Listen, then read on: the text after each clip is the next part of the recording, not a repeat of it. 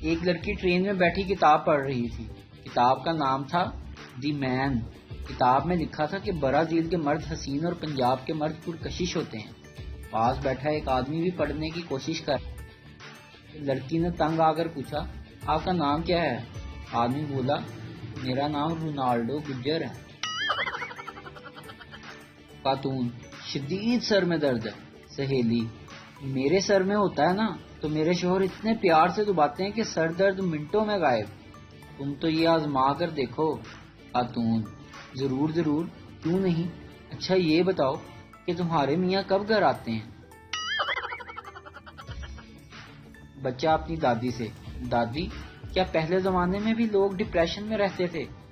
دادی بولی، نہیں بیٹا، ہم تو اپنے گھروں میں ہی رہتے تھے، اس وقت اتنے پیسے کہاں ہوتے تھے؟ بچے جنگل میں پوٹی کر رہے تھے کہ اچانک شیر آ گیا۔ پہلا بچہ، چھوٹو تو ڈر تو نہیں رہا؟ دوسرا بچہ، نہیں میں تو نہیں ڈر رہا۔ پہلا بچہ، تو پھر اپنی دھو میری کیوں دھو رہا ہے؟